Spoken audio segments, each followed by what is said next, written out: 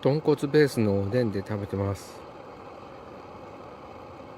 豚骨が一番大好きですね。おでんはもちろん醤油とかこの辺りの赤味噌でも食べますけれども、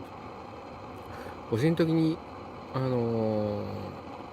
骨が一番好きなんで、おでんと組み合わせるっていうのはどうかと思いますけれども、豚骨ベースに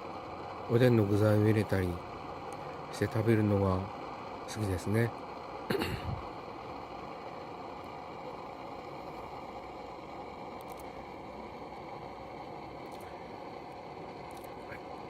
今日も頑張ってくれましたペンのすけくんと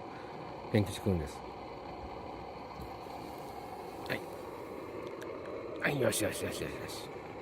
はい、よしよしよしよしよし。